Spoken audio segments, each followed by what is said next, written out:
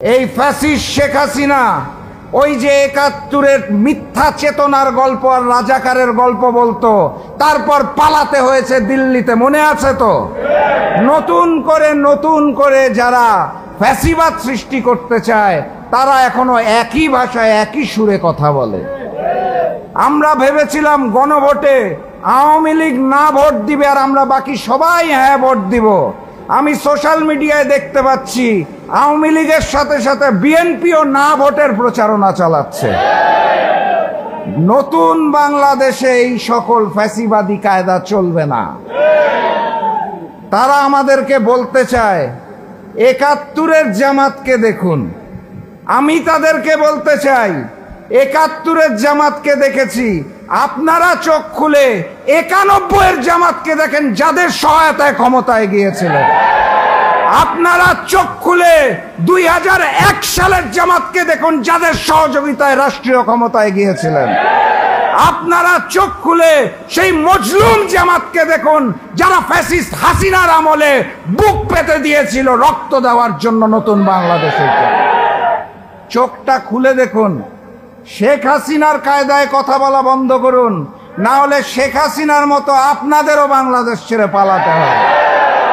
সংগ্রামী সাথী এবং বন্ধুগণ, বক্তব্য দীর্ঘায়িত করব না, শুধু আহ্বান জানিয়ে যেতে চাই, আগামীকাল ৩ তারিখ আন্দোলনরত ৮টি দলের শীর্ষ নেতাদের বৈঠক আছে।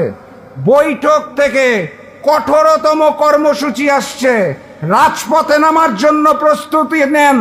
নভেম্বরে এই গণভোট হতে হবে এবং আমরা আদায় করে ছাড়ব ইনশাআল্লাহ। এর কোনো বিকল্প নাই। আগামীর সংসদ হবে ইসলামের সংসদ, আগামীর সংসদ হবে কোরআনের সংসদ, আগামীর সংসদ হবে জনগণের সংসদ। তার জন্য প্রস্তুতি নিন। আন্দোলন শেষ হয় নাই, দেখা হবে রাজপথে, কথা হবে স্লোগানে। নতুন ফ্যাসিবাদকে আর মাথা তুলে দাঁড়াতে দেব না ইনশাআল্লাহ। আগামীর বাংলাদেশ গড়ার চ্যালেঞ্জ হচ্ছে, ওই যে হিন্দুস্তানের দালাল ছিল আওয়ামী লীগ, একইভাবে ওই আওয়ামী লীগের স্বৈরতন্ত্র আবার নতুন করে আরেকটা দল সৃষ্টি করতে চাচ্ছে এবং হিন্দুস্তানের আশীর্বাদ নিয়েই শুরু করতে চাচ্ছে। আগামীর বাংলাদেশ গড়তে হলে আমাদের কাঁধে কাঁধ মিলিয়ে ইমানদারির সাথে 2টা কাজ করতে হবে। প্রথম কাজ, যেই হাজারো শহীদের রক্তের বিনিময়ে জুলাই গণ অভ্যুত্থান হয়েছে, সেই জুলাইয়ের সনদের আইনগত ভিত্তি দিতে হবে। আইনগত ভিত্তির জন্য গণভোট জাতীয় নির্বাচনের দিন সম্ভব। জাতীয় নির্বাচনের দিন বিভিন্ন রাজনৈতিক দলের নেতাকর্মীরা নিজেদের প্রতীকের প্রচারণা করবে নাকি গণভোটের প্রচারণা করবে? অতএব জুলাই সনদকে কোনোভাবে অপমান করার সুযোগ নাই। কথাবার্তা পরিষ্কার, এই নভেম্বর মাসের মধ্যেই গণভোট হতে হবে, হতে হবে, হতে হবে। এর কোনো বিকল্প নাই। দ্বিতীয় কাজ, ফেব্রুয়ারিতে যেই জাতীয় নির্বাচন অনুষ্ঠিত হবে তার জন্য লেভেল প্লেইং ফিল্ড প্রয়োজন। আমরা দেখতে পাচ্ছি ফ্যাসিস্ট শেখ হাসিনার রেখে যাওয়া আওয়ামী দোসররা তো বসে আছেই, এর সাথে সাথে নতুন করে প্রশাসনকে দলীয়করণ করা হয়েছে। কোন নির্দিষ্ট দলের ওই আওয়ামী লীগ বিএনপির প্রশাসন দিয়ে আগামী জাতীয় নির্বাচন সুষ্ঠু হবে না। অতএব লেভেল প্লেইং ফিল্ড সৃষ্টি করতে হবে এবং সঠিক জায়গায় ভোট প্রদানের মাধ্যমে জনগণের সরকার প্রতিষ্ঠিত করতে হবে। শুধুমাত্র তাহলেই আমরা আগামীর বাংলাদেশ গড়তে পারবো। আপনাদের আশেপাশে যে ব্যানারগুলো আছে সেখানে দেখুন উপরে লেখা আছে ইতিহাসের কালো অধ্যায়। আমি তো আমার দৃষ্টিতে দেখি বাংলাদেশ জন্ম হওয়ার পর থেকে এখন পর্যন্ত পুরাটা সময়ই কালো অধ্যায়। আমরা কালো থেকে ধূসরই হতে পারি নাই, সাদা হব কিভাবে? পুরাটা সময় দুর্নীতির ইতিহাস, পুরাটা সময় গুম খুনের ইতিহাস। সেই যে শেখ মুজিব শুরু করেছিল, শেখ হাসিনা একইভাবে পরিচালনা করে গেছে। আমরা ভবিষ্যতে আর কালো অধ্যায় চাই না। কথাবার্তা পরিষ্কার। এই অন্তর্বর্তী সরকার ক্ষমতায় আসার পর বারবার আমাদের বলেছিল যে তাদের দায়িত্ব নাকি 3টা।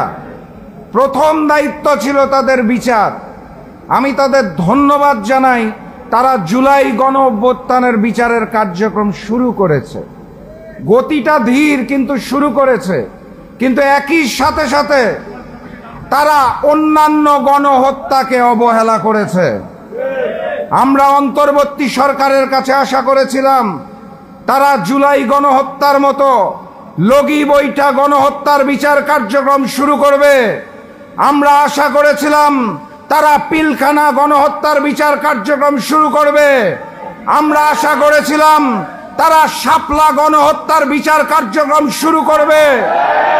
আমরা আশা করেছিলাম বাংলার মাটিতে মোদি বিরোধী যে আন্দোলন হয়েছিল সেই গণহত্যার বিচার তারা শুরু করবে। আমরা আশা করেছিলাম আল্লামা দেলোয়ার হোসেন সাঈদীর যে রায় দেওয়া হয়েছিল, তারপরে বাংলার রাজপথে যে গণহত্যা হয়েছিল সেই গণহত্যার বিচার কার্যক্রম তারা শুরু করবে। কিন্তু আমরা অত্যন্ত দুঃখের সাথে লক্ষ্য করছি তারা শুধুমাত্র জুলাইয়ের হাজারো শহীদের রক্তের বিনিময়ে যে মসনদে বসেছে, শুধুমাত্র জুলাই গণ অভ্যুত্থানের বিচারটাই শুরু করে দিয়ে চলে যেতে চায়। আমরা স্পষ্ট ভাষায় জানিয়ে দিতে চাই, শুধুমাত্র জুলাইয়ে গণহত্যা হয় নাই, শুধুমাত্র জুলাইয়ে শহীদ পরিবাররা আত্মনাদ করছে না, বাকি সকল গণহত্যার বিচার বাংলার মাটিতে করতে হবে ইনশাআল্লাহ। আপনারা যদি না করতে পারেন তাহলে দুহাত তুলে হ্যান্ডস আপ করে বলে দিন, ইনশাআল্লাহ আগামীতে যেই সংসদ গঠিত হবে, আগামীতে যে ইসলামের আইন কানুন হবে, আগামীর সংসদে জনগণের যে প্রতিনিধিত্ব থাকবে, সেখান থেকে প্রয়োজনে আমরা লগি বৈঠা থেকে শুরু করে সকল গণহত্যার বিচার করব ইনশাআল্লাহ। সংগ্রামী সাথী এবং বন্ধুগণ, আজকের এই সেমিনারের বিষয়বস্তু 2টা। প্রথম পর্ব নিয়ে সংক্ষেপে বলে ফেলেছি। দ্বিতীয় পর্বে বলা হয়েছে চ্যালেঞ্জের কথা, আগামীর বাংলাদেশ গড়ার চ্যালেঞ্জ। আগামীর বাংলাদেশ গড়ার চ্যালেঞ্জ আমরা সবাই দেখতে পাচ্ছি, বুঝতে পারছি। দেখেও না দেখার ভান করছি, বুঝেও না বুঝার ভান করছি।